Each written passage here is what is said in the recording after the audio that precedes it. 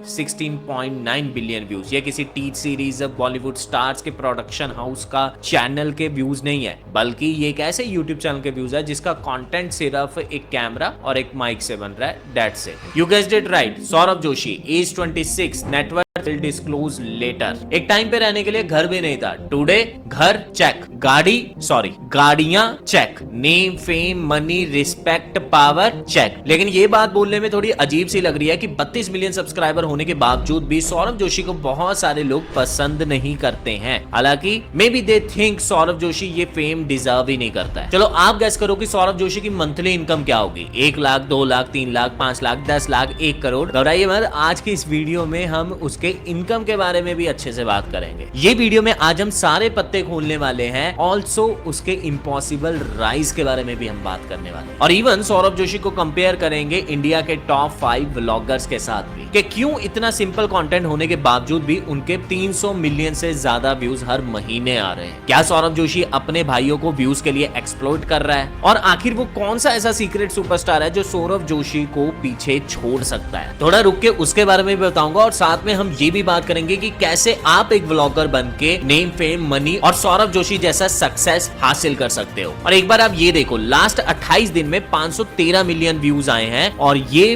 पिछले 1 साल से ऐसे ही चल रहा है। चिंता मत करो, कैलकुलेशन बाद में बता दूंगा, लेकिन जिस हिसाब से ये सब चल रहा है ना, मेरे को तो ऐसा लगता है कि आने वाले टाइम में अंबानी अडानी यूट्यूब से ही निकलने वाले हैं। सौरभ जोशी ये फेम डिजर्व करता है या नहीं, उसका रहस्य आज नहीं, आज से 7 साल पहले वाली एक वीडियो में छुपा हुआ है। लुक एट दिस, सौरभ का पहला 2000 रुपए का नोट का ड्राइंग वीडियो। सौरभ ने 2017 में एक आर्ट चैनल से स्टार्ट किया था, और व्लॉगिंग तो अभी आसपास भी नहीं थी। Well, he kept putting videos with consistency. और एक बात बोलूं, मेरी भी ना यूट्यूब की ग्रोथ एजेंसी है, जहां पर हम हेल्प करते हैं क्रिएटर्स की, और 150 से ज्यादा क्रिएटर्स के साथ काम करने के बाद मेरे को एक चीज तो समझ में आ गई है कि जिस बंदे ने कंसिस्टेंसी से 50 वीडियोस बना ली ना, वो कहीं ना कहीं तो पहुंच ही जाता है। और लेकिन सच्चाई ये है कि बहुत सारे लोग 30 वीडियोस भी नहीं बना पाते कंसिस्टेंसी से, बिकॉज उन्हें सब कुछ आज ही चाहिए और अभी चाहिए। Look at his channel, 679 videos in last 7 years. कितना सारा कंटेंट, और शुरुआत के कुछ वीडियोस पे तो व्यूज ही नहीं थे। जैसे एक बात कही जाती है, history is written by warriors, जो लास्ट तक युद्ध भूमि में रुका रहा वही विनर होगा, और ये सौरभ जोशी ने किया। Same in content game, India जैसी कंट्री में क्वालिटी मैटर ही नहीं करती है। Get ready with me content पे भी मिलियंस एंड मिलियंस में व्यूज आते हैं। सो हियर जो चीज काम करती है वो है कंसिस्टेंसी। लेकिन सिर्फ कंसिस्टेंसी नहीं है, उसके साथ एक चीज और भी है। 6 साल पहले सौरभ ने अपना मेन चैनल भी बना लिया, जिसका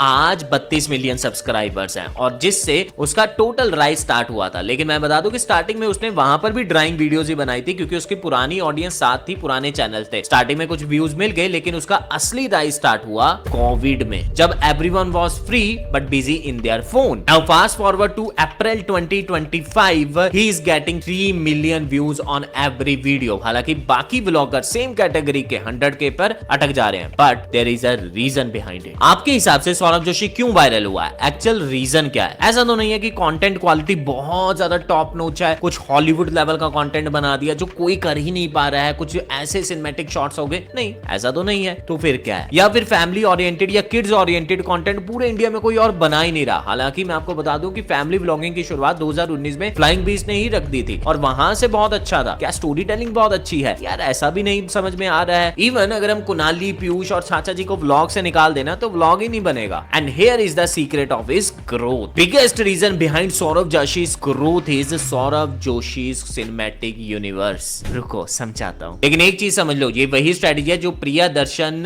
जैसे डायरेक्टर्स अपनी फिल्मों में लगाते हैं।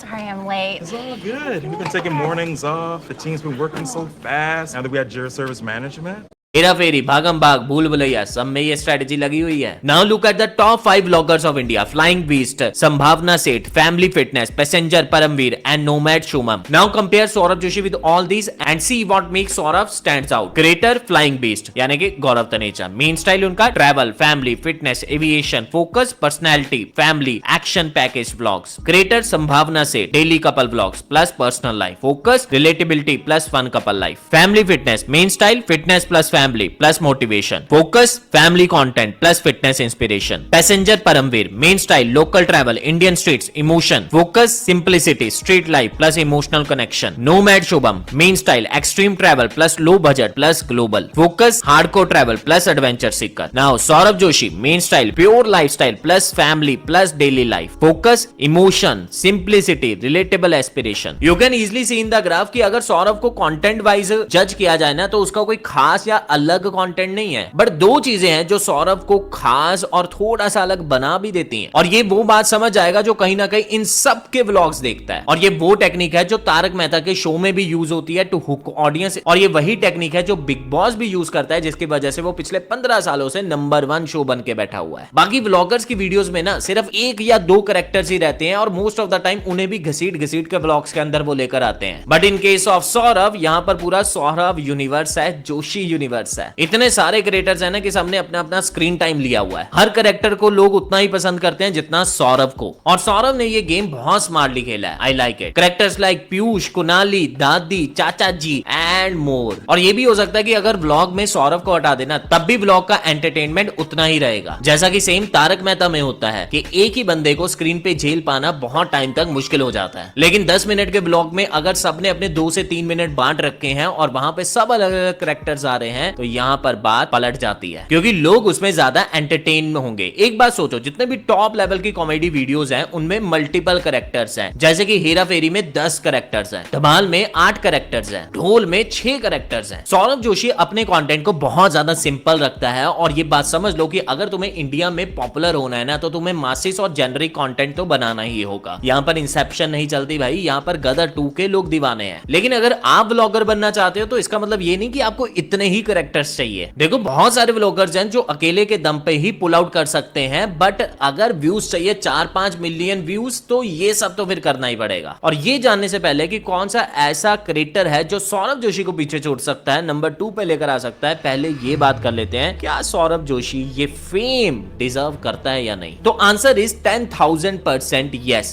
क्योंकि सिंपल आंसर है, इस दुनिया में कुछ भी अंडररेटेड या ओवररेटेड नहीं है। जो जहां पर है अपने एक्शंस और अपनी थिंकिंग की वजह से है, और साथ में अपनी मेहनत की वजह से है। सो मे भी हो सकता है कि हमें बहुत जल्दी सक्सेस देखने को मिली या फिर बहुत जल्दी राइज देखने को मिला, लेकिन एक्चुअल स्ट्रगल वही जानता है, और हमें सिर्फ ग्लोरी दिखती है, लेकिन एक्चुअल स्टोरी क्या है वो सिर्फ वही जानेगा। बाकी एट द एंड अगर लाखों लोग उसके वीडियोस को देख रहे हैं, इसका मतलब है कि ऑडियंस के लाइफ में कुछ तो खालीपन था जिसको सौरभ ने फिल किया है, एंड बदले में ही गॉट एवरीथिंग। इवन अगर आप एक व्लॉगर बनना चाहते हो ना तो मैं आपको एक बात बता दूं कि आप कैमरा में रिकॉर्ड करते हुए जिस फीलिंग को फील कर पा रहे हो वो फीलिंग आपकी ऑडियंस को भी आनी चाहिए, तभी आप एक अच्छे व्लॉगर मानोगे। एग्जांपल के लिए आप हॉन्टेड व्लॉगिंग करते हो, तो अगर आप रात को जा रहे हो हॉन्टेड व्लॉगिंग करने और आपको कैमरा में रिकॉर्ड करते हुए डर लग रहा है, तभी आपकी ऑडियंस को भी डर लगेगा। ये एक अच्छे व्लॉगर की निशानी है। नाउ सौरभ इस रीच से ज्यादा नहीं तो सिर्फ एडसेंस से ही 1 करोड़ रुपए से ज्यादा कमा रहे होंगे, और ये मैं महीने की बात कर रहा हूँ। एंड व्लॉगिंग नीश पे ऑलमोस्ट 1 मिलियन व्यूज पे 50 से 60 हजार रुपए बनने जाते हैं। और सौरभ ने एक व्लॉग में खुद भी बताया था उसे कितने ही बैटिंग एप्स के प्रमोशन आते हैं, लेकिन वो करता नहीं है, जिससे वो बड़े आराम से 1 से 2 करोड़ रुपए अलग से हर साल कमा सकता है। बाकी सौरभ जोशी को टक्कर देने वाला इंसान या क्रिएटर अभी एक ही है, विच इज फ्लाइंग